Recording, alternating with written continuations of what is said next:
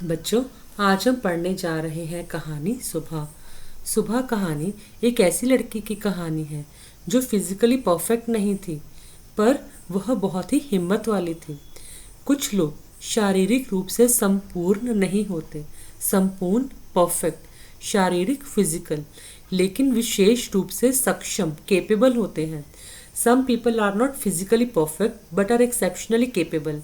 उन्हें अपने जीवन को सही ढंग से चलाने के लिए किस किस प्रकार की समस्या प्रॉब्लम का सामना करना पड़ता होगा। What kind of problems do they face to run their lives properly? सुबह सुबह रेशमा ने देखा कि घर के सभी लोग सफाई क्लीनिंग में व्यस्त बिजी हैं। Early in the morning Reshma saw that everyone in the house was busy cleaning. कोई सामान झाड़ रहा है, सम वर डस्टिंग थिंग्स, तो कोई मकड़ी के जाले उतार रहा है, और and some were removing spider webs. Reshma ने सोचा, रेशमा थॉट, ज़रूर कोई विशेष बात है, there must be something special, क्योंकि जब भी कोई त्योहार फेस्टिवल होता है हम लोग घर की सफाई करते हैं, स्पेशली दीपावली जब भी आती है तब। माँ, आज क्या है? Mom, what is it today? Reshma asked curiously. Reshma ने उत्सुकता से पूछा, उत्सुकता क्यूरियसली। बिटिया, त्योहार के दिन है। Daughter, it is the festival time. पहले ही से साफ सफाई हो जाए तो अच्छी तरह त्योहारों का आनंद ले पाएंगे। आनंद मीन्स टू एंजॉय। अगर त्योहार शुरू होने से पहले ही हम लोग घर की सफाई कर लेते हैं तो हम उनको एंजॉय कर पाते हैं। माँ ने प्यार से रेशमा के गाल सहलाते हुए कहा, कैरेसिंग द चीक्स। माँ ने प्यार से उसके गाल सहलाए। पर माँ, आपने मुझे तो कोई काम सौंपा ही नहीं। But mother, you have not assigned me any work. मैं क्या करूँ, बताओ माँ? रेशमा ने माँ से पूछा। चलो पहले नहा धोकर तैयार हो जाओ। तो माँ ने रेशमा से कहा, come on, first wash your face and get ready, फिर बताऊंगी तुम्हें भी कुछ काम। रेशमा ने अपनी पहिए वाली कुर्सी को धीरे धीरे धकेला, पहिए वाली व्हील चेयर को धकेलना, पुश करना, और अपने दैनिक कार्य डेली चोर्स में बिजी हो गई। रेशमा बेचारी व्हील चेयर पर थी, वो चल नहीं सकती थी। Reshma's both legs were not working. Reshma जब 5 साल की थी तभी से उसके दोनों पैर काम नहीं करते थे। When she was 5 years old, उसे बहुत तेज बुखार हुआ। She had a very high fever, और घुटने घुटने मतलब नीज, घुटनों से नीचे दोनों पाँव एकदम बेजान हो गए, लाइफलेस हो गए। बहुत इलाज किया, she was treated a lot, पर रेशमा के पाँव में जान नहीं आ पाई। But her legs did not get any life back. उसे पोलियो हो गया था। She had polio. रेशमा बहुत हिम्मत वाली लड़की थी। Reshma is a very courageous girl. शुरू में उसे ज़रूर दूसरों की सहायता लेनी पड़ी, क्योंकि बेचारी अपने काम कर, कोई भी काम उसे करना है, कुछ है, तो दूसरों की मदद लेती थी। परंतु अब 11 साल की उम्र में वह अपने सारे काम स्वयं करती थी। But now at the age of 11 she does all her work herself. वह परिवार पर अपने किसी काम के लिए निर्भर नहीं रहना चाहते थे। निर्भर डिपेंड। परिवार के सभी सदस्य उसे बहुत प्यार करते थे। वह सबकी आंखों का तारा थे। देखो बच्चों, आंखों का तारा मुहावरा है जिसका अर्थ होता है बहुत प्यारा। इससे आप वाक्य भी बना सकते हो, बच्चे अपनी माता पिता की आंखों के तारे होते हैं। माँ ने रसोई घर में सारे बर्तन यूटेंसिल्स, डिब्बे, बॉक्सेस, बोतलें नीचे उतार कर साफ किए, क्लीन किए। अब उन्हें वापस व्यवस्थित तरीके से लगाना था, व्यवस्थित ऑर्डरली मैनर। उन्होंने रेशमा को आवाज़ दी, रेशु, अगर तुमने नाश्ता कर लिया हो तो काम में मेरा हाथ बटा दो। माँ को रेशमा की मदद चाहिए थी। हाँ माँ, मैंने नाश्ता कर लिया। दूध का मेवे वाला दलिया बहुत अच्छा बना था। पोरिज जो बनाते हैं हम लोग, दलिया, वीट जो मतलब दलिया खाया जाता है। माँ, मैं हाथ धोकर अभी आती हूँ। रेशमा अपनी कुर्सी को धकेलते हुए पुश करते हुए रसोई घर में पहुंची। रेशमा माँ को बर्तन डिब्बों पर लेबल लगा लगा कर पकड़ाती गई, क्योंकि कई बार हम नमक या चीनी रखते हैं तो उसको हम लेबल कर लेते हैं ताकि मिक्स ना हो जाएं डिब्बे, क्योंकि कई बार हम कुछ गलत तरीके से चीनी चीनी की जगह नमक का इस्तेमाल ना कर लें। माँ उन्हें व्यवस्थित ढंग से सजाती गई। सजाना मतलब डेकोरेट करना, सामान को संभाल कर रखना, ऑर्गेनाइज करके रखना। रसोई घर फिर से चमचमाने लगा। The kitchen started shining again. पिताजी दफ्तर चले गए थे, दफ्तर ऑफिस। माँ को लड्डू बनाने के लिए कुछ ज़रूरी सामान चाहिए था। जब भी घर में त्योहार होता है, हम घर में मिठाई बनाते हैं, तो माँ को भी कुछ आइटम्स की ज़रूरत थी लड्डू बनाने के लिए। गोलू तभी 5 वर्ष का था।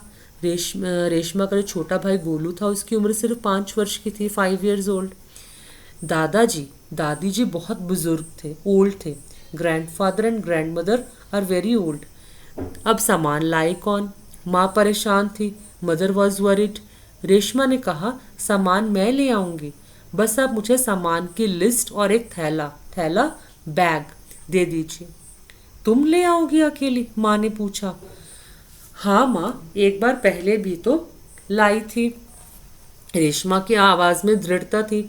There was determination in Reshma's voice. तो ठीक है, तुम ही ले आओ, लेकिन ध्यान से जाना।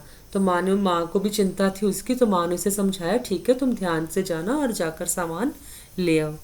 हाँ माँ, एक बार पहले भी तो लाई थी, उसने कहा माँ को। तो ठीक है, तुम ही ले आओ, लेकिन ध्यान से जाना।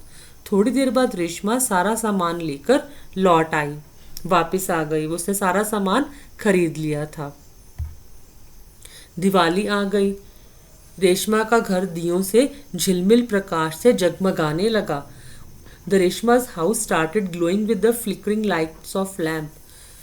पूरा मोहल्ला, द होल लोकेलिटी जगमगा रही थी। जहाँ देखो वहाँ रोशनी ही रोशनी थी। दादी जी ने बताया कि दीपावली अंधेरे अंधेरे डार्कनेस पर उजाले की जीत, बुराई पर अच्छाई और असत्य पर सत्य की जीत का त्योहार है। Grandmother told that Diwali is the festival of victory of light over darkness, good over evil and truth over falsehood. इस दिन भगवान राम रावण को पराजित कर अयोध्या लौटे थे। इसी खुशी में यह त्योहार मनाया जाता है। रेशमा और गोलू बड़े ध्यान से दादी जी की बातें सुन रहे थे, अटेंटिवली, ध्यान से, अटेंटिवली। कुछ देर बाद सबने मिलकर पूजा की और प्रसाद खाया। गोलू अपने दोस्तों के साथ पटाखे छुड़ाने बर्स्टिंग क्रैकर्स, मतलब वो बिजी हो गया था, मग्न हो गया था, बिजी हो गया था। रेशमा अपने दादा दादी के साथ फुलझड़ियाँ छुड़ा रही थी, स्पार्कलर्स छुड़ा रही थी, मतलब उन्हें बर्स्ट कर रही थी। इतने में रेशमा ने देखा कि गोलू ने जिस पटाखे को बुझा हुआ समझकर छोड़ दिया था, उसमें से चिंगारियाँ, स्पार्क्स निकलने लगी हैं। तो क्या देखते हैं, गोलू तो जब पटाखे बजा के हटा तो कुछ पटाखे उसने ऐसे सोचा कि ये तो बुझ गए हैं, तो वह हट गया, पर उसमें से स्पार्क्स निकल रहे थे।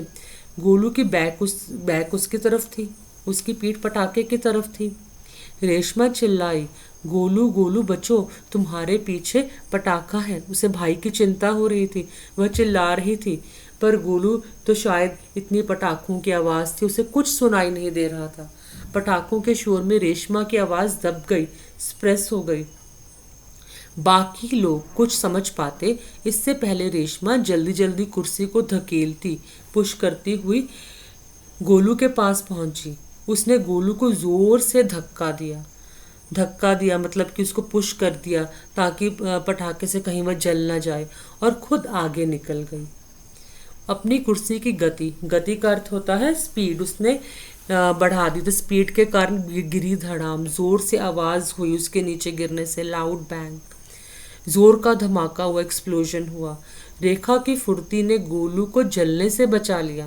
ये तो गोलू तो बेचारा जल ही जाता ना, बट रेशमा फास्टली आई और उसे बचा लिया अपने भाई को।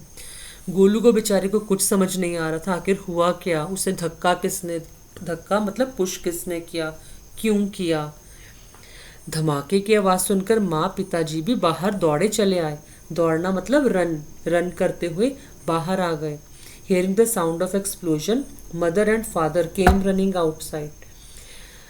कुर्सी रेशमा के ऊपर थी. The chair was above Reshma and Reshma was below.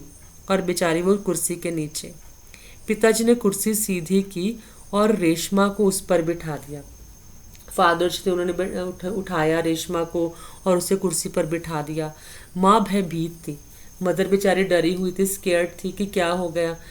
तो उन्होंने बोली, कहीं चोट तो नहीं लगी रेशु. अपनी बेटी से माँ ने पूछा, उसका हाल चाल पूछा कि कैसी है वह, उसे चोट तो नहीं लगी है.